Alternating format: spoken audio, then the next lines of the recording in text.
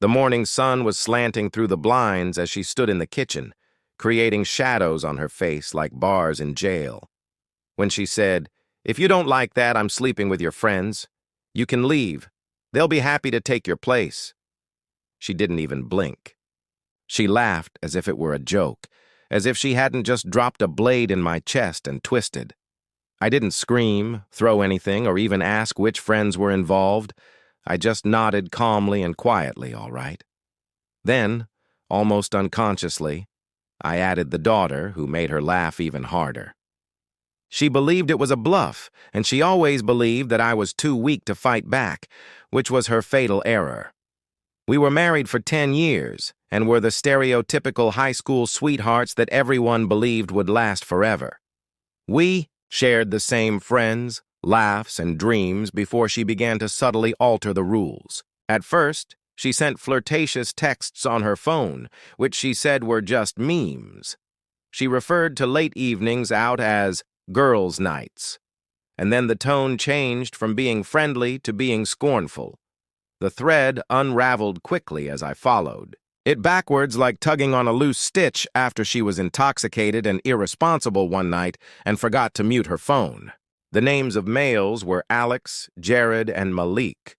She had been working her way down my inner circle like it was a to-do list, gathering them like trophies, and I had known her since our wedding pictures. It wasn't just betrayal. It was humiliation. I wasn't the man she cheated on. I was the one she made fun of while saying that they were happy to replace me. She knew they would, but she hadn't tested the waters yet. Some had already jumped in, but she didn't know what I'd been building. I never confronted her. Instead, I got methodical, emotionally distanced myself, but kept the mask on and let her believe she had broken me. That was my first weapon. I planted recorders, installed keystroke loggers, and compromised cloud backups because of her arrogance. I collected all of the chat logs, videos, and pictures. In parallel, I began Phase 2, realizing that I wasn't just some dull husband, but rather a pharmaceutical research technician with access to certain compounds that were legal, controlled, and undetectable unless you knew what to test for. Over the course of the following 3 months, I invited each of them individually to my house for game nights, barbecues, and casual beers on the back porch. I was the gracious, oblivious host, and they drank what I gave them, ate what I served, and never suspected a thing. The compound was slow-acting, non-lethal, and mimicked the symptoms of severe viral neuropathy: sporadic seizures, momentary blindness, palpitations in the heart. I made sure their bodies reacted loudly.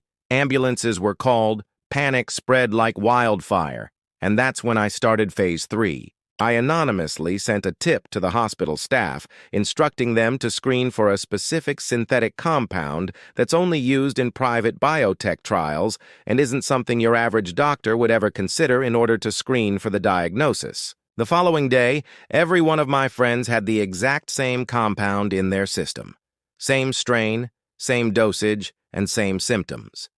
They all sat in the same ward, connected by wires, fear in their eyes, trying to piece it together. Then the doctors showed them the toxicology report. That's when their faces turned white.